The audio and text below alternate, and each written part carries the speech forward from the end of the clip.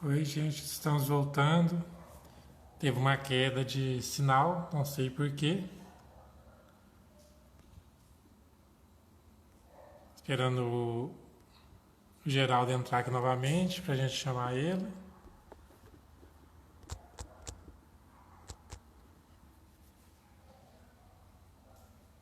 Oi, Geraldo. Você já entrou? Pessoal, a gente teve uma queda de sinal, né? Perdi aqui a conexão, caiu o vídeo, a transmissão ao vivo. Estou aguardando novamente o Geraldo entrar para a gente continuar o estudo.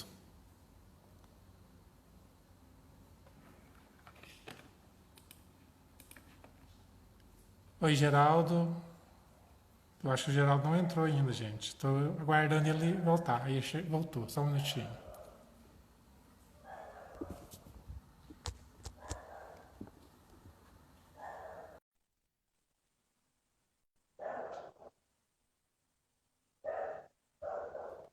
Voltou. Oi, Geraldo. Voltando, né? O sinal caiu, parece. Foi Pois interrompido. acontece. Então, Adi, o pessoal tá voltando aí. Eu estava Uhum. explicando. Tô falando rápido, tá tranquilo? Não, para mim tá tranquilo. Então vamos lá. Eu não estou prestando atenção nas perguntas. Se tiver aí, você me orienta, porque é tudo muito novo. Certo. Mas eu estava falando o seguinte: teve um estudo de um psicólogo americano chamado Stanley Milgram. Ele observou diversas experiências.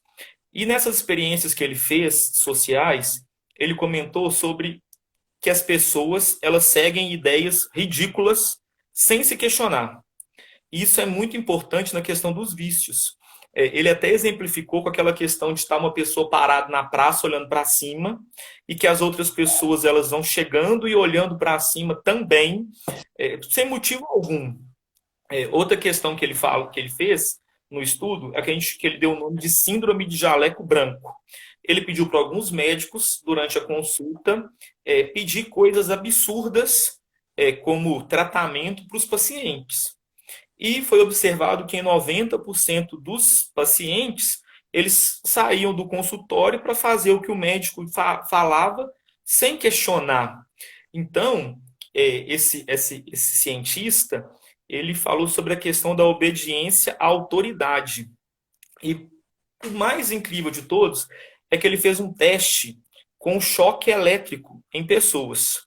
Esse teste de choque elétrico é, foi colocado pessoas em aquários. Essas pessoas que estavam dentro do aquário, elas iam tomar choque, embora esse choque não era de verdade, mas quem aplicava o choque acreditava que sim, estava eletrocutando a outra pessoa. E eles recebiam a informação que essa pessoa ela só poderia ser eletrizada, que era um segundo nível de, vamos falar assim, de eletrocutação. E foi perguntado aos psicólogos se as pessoas que estavam dando choque elas iriam além dessa fase. E foi falado para elas que isso era um teste importante do governo. E os psicólogos falaram que 100% das pessoas não dariam choque em outras pessoas sem motivo. E por incrível que pareça, 100% das pessoas passaram do nível de eletrização ao nível de tetanização, que é o nível que já a musculatura começa a contrair, as pessoas começam a babar, só que tudo isso de forma teatral, que as pessoas não estavam sendo eletrocutadas. E aí, 66% das pessoas ainda iam para um nível mais avançado de eletrocutar os outros, que era o nível de parada respiratória.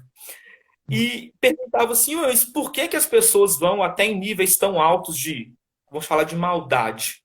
A resposta era, porque alguém superior a pediu.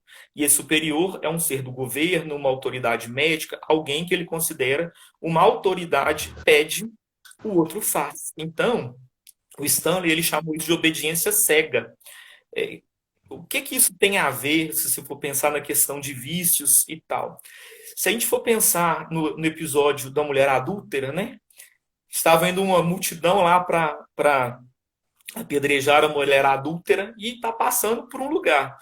De repente, você está ali observando, a pessoa está ali observando, vamos também dar uma pedradinha ali na mulher adúltera. Porque a obediência cega, ela se associa ao comportamento de grupo. O grupo ele fortalece o indivíduo vai junto. Então, algumas pessoas não tinham motivo nenhum para estar ali apedrejando aquela mulher, e eles foram em direção à massa para fazer o que a massa estava fazendo. E o mais interessante de quando a gente observa essa questão é a atitude de Jesus. O que Jesus fala, né? Quem aqui nunca pecou, que atire a primeira pedra. Jesus, ele cura, entre aspas, ele cura sim a multidão. Quando ele traz a multidão a refletir individualmente, a força do grupo se dissipa. E aí todos vão saindo. Então, quando a gente vai pensar no desenvolvimento social, no desenvolvimento moral, duas coisas elas têm um poder muito forte hoje em nós enquanto encarnados. Essa obediência cega a esse poder governamental, esse poder médico, a esse que tem o poder, e o comportamento do grupo. Muitas pessoas, elas se perdem dentro dessas duas ações. Mas como que a gente deve fazer? Como que a gente deve preservar? Porque existe o que a gente chama de transcendência e autorresponsabilidade. Toda vez que a gente cede a uma pressão que nos é imposta, a tendência é a repetição. Minha filha vem aí, né? A Nanda está chegando, mas é comum pais, quando vão sair de casa, a criança, na tristeza lá para o pai não sair, o que a criança faz? Ela chora. Chora, chora, chora, e o pai não sai. Se o pai não sai, a criança vai chorar sempre. E aí, muitas vezes, o pai sai e a criança faz o quê? Vomita. E aí o pai, nossa, coitadinha, né? Ele cede a isso. Só que nessa autorresponsabilidade, ele deveria pensar que ao agir dessa maneira, ele está prejudicando o outro indivíduo. Então, às vezes ele tem um olhar de amor, mas é um amor que em vez de auxiliar, é um amor que prejudica. Isso a gente tem que ter muito cuidado. Porque a gente vem caminhando numa linha de raciocínio e entra no que a gente chama agora dos vícios físicos. E é muito delicado o que eu vou comentar agora. Porque os vícios físicos, primeiro, cientificamente, ele é mais comum em homens do que em mulheres, por uma série de razões. Os psicólogos eles vêm afirmando que isso está muito atrelado à ausência de algo. Não quer dizer que a mulher não tem, homem tem em grande maioria. Todo o vício físico, ele é uma tendência a superar algo que foi deixado de lado ou perdido. É para suprir uma ausência. Nós vemos uma sociedade, aqui no Brasil ou em outros lugares, que a ausência da figura paterna, ela ocorre em diferentes níveis. Muitas vezes existem famílias que têm o pai e a mãe, mas o pai ele não se faz presente. Não é ter o pai ou não ter o pai, é a presença disso. Muitas vezes existe uma alienação parental que ocorre até com o pai dentro de casa ou com o pai separado, que a mãe provoca. Como eu disse que é polêmico, isso é um assunto muito sério. Muitos psicólogos eles afirmam isso, mas enfim, isso vai gerar um vício. Não, só para ficar muito claro essa questão. Eu não estou falando que quem não tem pai vai se viciar. O que eu estou comentando é que sempre que existe uma ausência, a tendência é suprir esta ausência, que pode ser diversa, com algum vício. A ideia desse vício é suprir essa demanda. Por isso que a gente tem que ter um olhar muito grande para isso, com amor, com carinho. E de onde que surgiu essa ideia, Adi? De onde que veio isso? Também veio de estudos. Foi feito um estudo na década de 70, inicialmente com ratos, por um autor, por um cientista que se chama Bruce Alexander.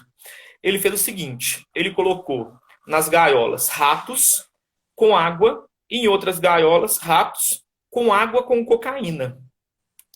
E, aliás, na gaiola tinha os dois, água e água com cocaína. E os ratos, predominantemente, eles iam para beber água com cocaína.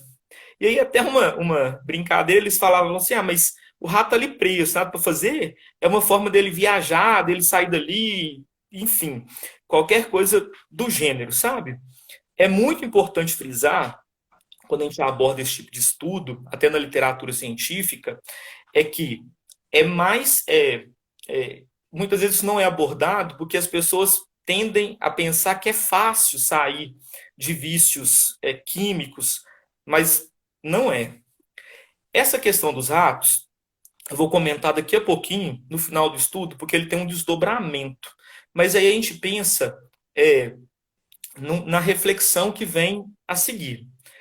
Na guerra do Vietnã, foi observado que os soldados de guerra do Vietnã, nos momentos que eles não estavam guerreando, eles estavam usando drogas também. E aí, quando foi fazer o levantamento, por que esses soldados usavam drogas? Porque eles queriam suprir uma necessidade ou uma carência que eles tinham. Quando eles voltaram para suas famílias, 90% deles pararam de usar drogas, sem sem nenhum tipo de tratamento. Por quê? Porque a demanda que eles tinham de ausência ela foi suprida. A demanda que eles tinham era a ausência da família. E aí eu volto lá na questão 645 do Livro dos Espíritos, que eu já falei hoje. Quando o homem está mergulhado na atmosfera de vício, o mal não se torna para ele um arrastamento quase irresistível? Lembra da resposta? Arrastamento, sim. Irresistível, não. Então, é observar o que te arrasta e resistir ou não na questão física. Voltando ao assunto dos ratos, que eu comentei agora, o que foi feito depois por um outro autor? Ele pegou o mesmo experimento e ele fez o que foi chamado de Parque dos Ratos. Ele colocou os ratos, em vez de gaiolas com água e cocaína, ele colocou a gaiola com água, rato, lama, buraco, tudo que era comum ao rato. E numa outra gaiola ele colocou tudo, mais outros ratos. Na gaiola que tinha só um rato, com todos com tudo que tinha ali, lama, buraco e tal, os ratos continuavam usando cocaína. Se alimentando da água com cocaína, bebendo essa água. Na outra gaiola que tinham mais ratos, o consumo de cocaína, de água com cocaína, foi nulo. O que foi observado? Que para os ratos, a demanda deles era viver em sociedade.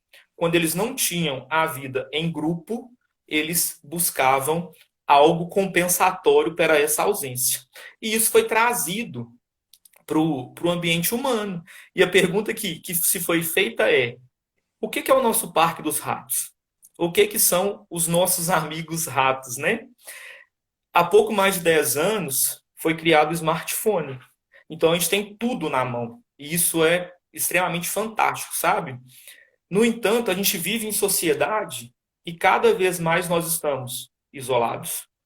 E qual que é o preço desse isolamento que nós temos vivendo dessa forma? Agora nós estamos em isolamento mesmo, né? Graças a Deus a gente tem um smartphone para fazer a transmissão ao vivo. Mas em muitos casos, as pessoas elas estão em sociedade, casais que moram na mesma casa ou conversam só por smartphone e tal. Fato é que em 2016 aumentou em 37% o número de suicídios no Brasil. É uma data que coincide com o boom do Instagram e o boom do WhatsApp. Então a gente começa a fazer essas correlações. E aí os cientistas da Universidade de Berlim, eles foram pesquisar e eles observaram que as pessoas que são viciadas em Instagram e viciadas em WhatsApp, elas têm o córtex cerebral modificado, semelhante a usuários de cocaína. Então, entre os vícios físicos, a gente tem que pensar também que não são só as drogas ilícitas ou mesmo as lícitas que viciam. Temos aí nas nossas mãos aparelhos que causam no nosso corpo físico problemas complicados de mudança de estruturação morfológica em estrutura igual é o nosso cérebro. Uma outra coisa também que gera vício no ser humano atual é o consumo. Foi feito um estudo que pessoas que moram com outras pessoas, que moram com família e tal, consomem menos. Pessoas que moram sozinhas, mas convivem com os familiares, elas consomem, mas consomem pouco ainda. Pessoas que moram sozinhas e não convivem com familiares consomem mais, são mais consumistas. E pessoas que moram sozinhas e ainda têm conflito com os familiares, elas são consumistas compulsivas. Então, é uma outra forma de viciar. E aí tem uma questão polêmica, porque uma coisa que norte-americano faz bem é a questão do marketing, né? Para consumir, você precisa criar propaganda, precisa criar mecanismo para comprar. Só que você não pode falar que você tem que afastar da sua família, porque vai de encontro ao nosso raciocínio lógico, à nossa natureza humana. E aí, existe uma pesquisa que é muito polêmica da área do marketing, que ele mostra que a partir da década de 60, e isso me assustou bastante, conversei até com a minha esposa, que é formada em marketing, sobre isso, para esse estudo, é que foram iniciados desenhos onde os personagens não tinham família. Pica-Pau não tem pai nem mãe, Pantera Cor-de-Rosa não tem pai nem mãe, o Mickey não tem pai nem mãe, tantos outros. E quando tem parente, você tem um tio Patinhas, por exemplo, que é tio do Guinho, Zezinho, Luizinho, que é muito chato.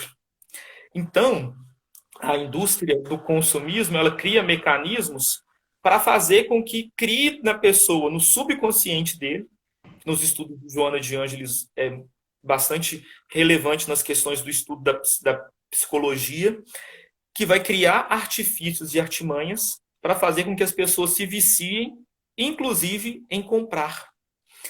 A nossa infância, ela é um momento decisivo, Adir. Então a gente sabe aí que a evangelização se faz importante, a evangelização, né, de bebês, a evangelização até da gestante. É, isso é muito relevante. Uma outra observação que foi feita, e essa foi uma pesquisa que foi muito bonita de observar o resultado, que foi feito com jovens europeus, norte-americanos e canadenses, com 20 anos de idade, que eles tinham comportamento de uso de drogas diversas e comportamento sexual viciante. E aí foi observado os que tinham e o que não tinham.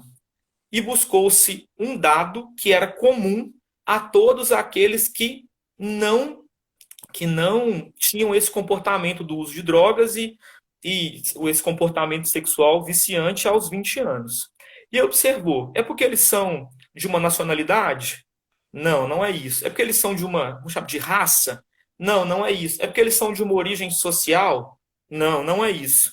E ele foi pesquisando, pesquisando, pesquisando, e chegou-se à conclusão que os jovens que aos 20 anos não tinham esse comportamento sexual viciante, não eram usuários de drogas diversas, é porque entre os 5 e os 9 anos de idade, eles acompanharam o pai ou a mãe, os familiares, o adulto responsável, na evangelização da religião que eles faziam parte.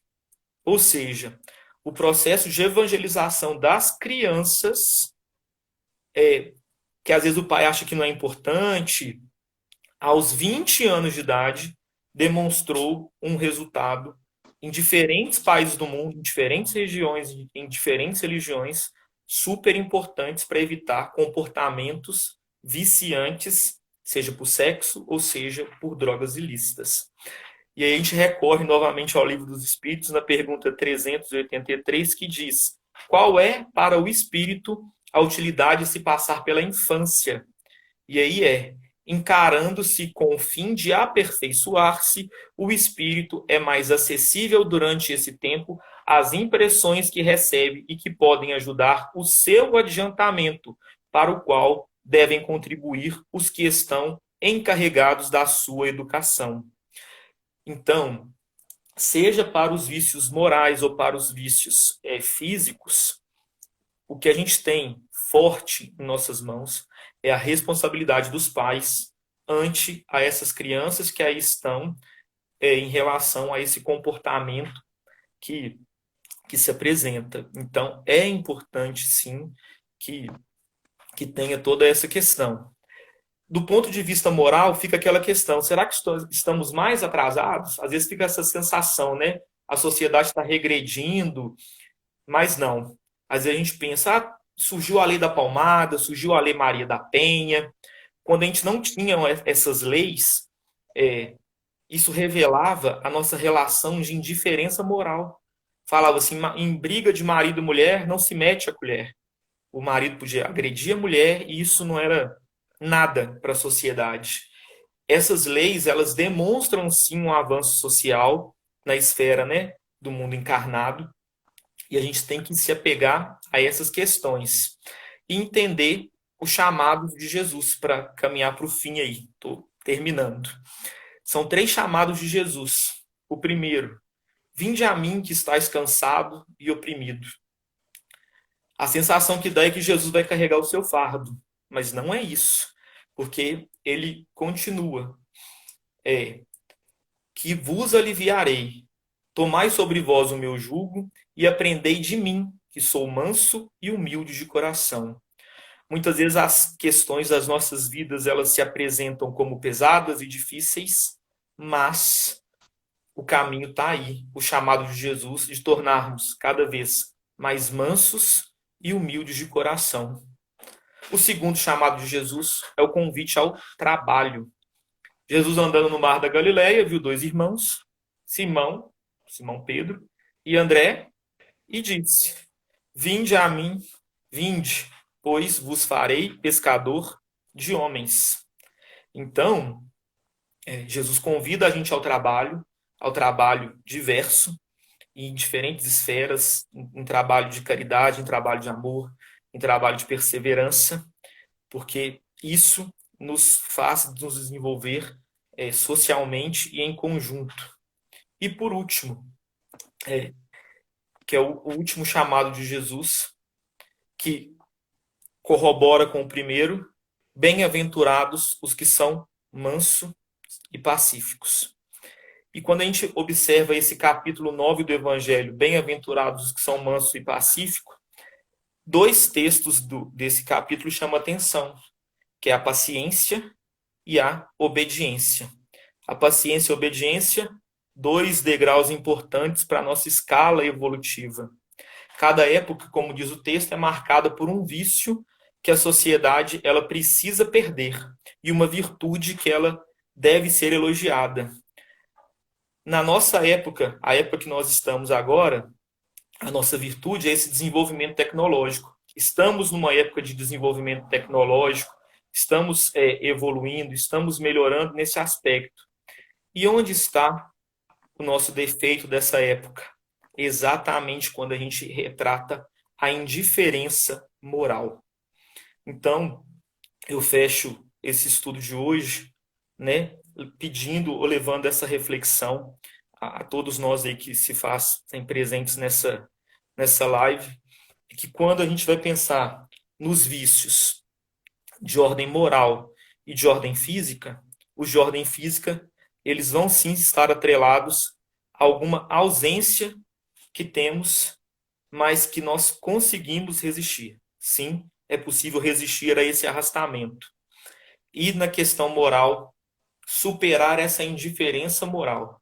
Entender que nós refletimos sobre o outro, nós somos responsáveis pelo nosso desenvolvimento, mas somos responsáveis também pelo desenvolvimento de uma sociedade através de nossas ações. Ficar parado é sempre mais fácil.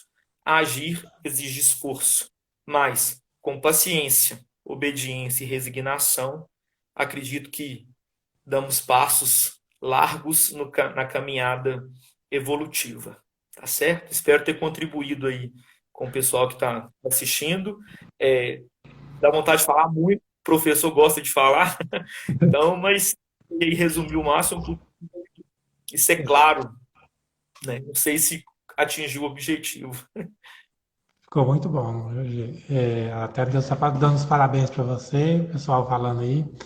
Mas ficou muito bom, eu gostei muito, sabe? Eu gostei muito dessas pesquisas que você trouxe.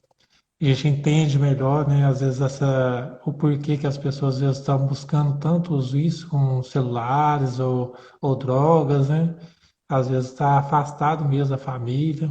E a gente não vê essa questão, às vezes, assim, passa despercebido, né? O que que a TV, o que a mídia fez que a gente às vezes espelhasse em desenhos, em filmes e em novelas, para que às vezes a gente consumisse mais, né, para a empresa do consumismo mesmo. Né? E a gente depois, você falando, eu fui prestar atenção, fui lembrar dos desenhos, a maioria mesmo realmente não tem. Os super-heróis também não têm familiares, pode ver, né? E a gente às vezes espelha tanto nesses personagens e acaba seguindo eles, né, tentando seguir da mesma forma, né? É igual na pesquisa que até eu fiz em relação, eu acompanho um estudo da Universidade Federal do Rio Grande do Sul, das obras da Joana de Ângeles. E aí, e também no estudo que a Neuza fez a semana passada do pensamento, um estudo que eu acompanhei da Paula lá de Florestal, da transformação do pensamento em matéria. A gente tem que tomar um cuidado muito grande com que o nosso pensamento está provocando. Porque toda vez que a gente elabora pensamentos, esse pensamento ele pode se tornar a matéria, ele se materializa em diferentes esferas, ele vibra. No mínimo, ele vibra. Então, o vigiar, ele está aí. Né? O orai e vigiai. E vigiai verdadeiramente. Porque quando acessa-se essas questões do subconsciente, elas podem ser resgatadas do que está lá escondidinho lá no nosso cérebro, nosso subconsciente, nosso inconsciente, mas que foi feito em vidas passadas. Nós estamos no nosso melhor momento, então a gente não quer que coisas de outrora elas venham à tona nessa existência, né, que elas retornem, deixa elas lá. Passou. O importante é pensar daqui para frente. Sim, sim. Até essa questão das vidas passadas, né? A gente sabe que a gente está colhendo o que a gente plantou nas vidas passadas. E não só nas vidas passadas, o de ontem, a gente está colhendo hoje. Jesus foi muito claro, né? Que tudo que a gente plantar, a gente ia colher. Então, assim, a gente saber disso é uma oportunidade de a gente buscar melhorar e fazer diferente daqui para frente, porque a gente não pode voltar lá no passado e mudar aquilo que a gente fez, mas a gente pode Exato. mudar o hoje, né? A frase do Chico Xavier, né? A gente pode mudar o hoje para que amanhã a gente colhe coisas melhores, né? Isso acho que é o mais importante, né? Aceitar os convites, né, Adir? É, Esse ué, chamado de Jesus, o chamado ao trabalho, o chamado à reflexão, a entender transformação. que a gente tem um modelo, né? Abrandar o coração, suavizar nossas ações, trabalhar e buscar, né? Melhorar com paciência, resignação, com sabedoria. Então, esse é o caminho, né? E igual falou aí da questão, a gente precisa se transformar, a gente precisa mudar. E a gente tem muito conhecimento, a gente sabe de muita coisa, mas a gente tem a dificuldade ainda de fazer a transformação, de mudar. A gente acha mais fácil ficar do jeito que a gente está, né? Muito mais fácil. Sair da Muito zona de mais. conforto é dolorido, é difícil, né? A ação, ela gera, o movimento, ele precisa de ação. E a ação, ele dói um pouquinho, né? Dói. Você que é professor de educação física, né? Sabe, né, que a gente, quando a gente vai começa a fazer ginástica, machuca, né, um tiquinho, né? Dói. Dói, dói. Dói, mas depois melhora. Depois já não sente mais, não, né? Mas é interessante, né? A gente fala em mudança, né? E às vezes a pessoa não quer se esforçar. E aí eu lembro Uhum. da parte da academia, educação física, por exemplo, né? Quando a gente quer ganhar músculo, o que a gente fala? Vai lá pegar peso todo dia, repetição, né? Repete o exercício várias vezes para a gente ganhar resistência. E na vida, às vezes, acontece isso também, né? Porque para a gente fazer mudanças, a gente precisa repetir, às vezes, o processo até a gente entender e fazer bem feito e ganhar resistência, né? E aí que, às vezes, as dificuldades vai se tornando fáceis. A gente começa a pegar, vamos dizer, na academia 10 quilos, no começo está pesado. Depois a gente começa a passar para dos 20, 30, 40, às vezes até 50, dependendo do que for. Então a gente às vezes ganha resistência. E da mesma forma, às vezes, as dificuldades da vida, né? A gente vai ganhar resistência e depois tem dificuldades um pouquinho maiores, né? Mais difíceis, mas é para a nossa evolução espiritual, claro, né? Não é como castigo, mas para a nossa evolução. Exato. Então tá bom, Gê, muito obrigado, foi muito bom. E a gente espera que da próxima vez a gente possa estar também lá dentro da casa, na próxima palestra sua lá dentro da Casa Espírita, eu acredito que sim, né? Esse momento é um momento um pouco complicado para todos nós, mas ele vai passar, né? A gente confiar em Deus que tudo passa, né? Igual a mensagem que eu coloquei mais cedo. Então, uma boa noite a todos, né? A gente vou fazer uma pequena oração aqui, uma breve oração. Eu agradeço a todos que vieram aqui assistir essa live, que ainda estão em contato conosco, né, lá na Casa Espírita. A gente está impossibilitado ainda de abrir a casa. Já está começando a ter, vamos dizer, uma visão da gente ter um tempo para a gente abrir, mas ainda não decidimos ainda. Mas é bom a gente encontrar com os amigos, ver o pessoal aí entrando, né, nas lives. E espero que todos estejam gostando. E se não estiver gostando também, dá um cutucãozinho, fala, né? Fala o que a gente pode melhorar, que isso é importante pra gente, né? Se ninguém falar, a gente nunca vai saber o que a gente precisa melhorar. Então, eu peço a todos que agora em seus lares possam fazer um breve momento de oração, um breve momento para que possamos mentalizar coisas positivas para a nossa cidade, para o nosso país, para o nosso planeta. Como foi dito, pensamentos se tornam realidades.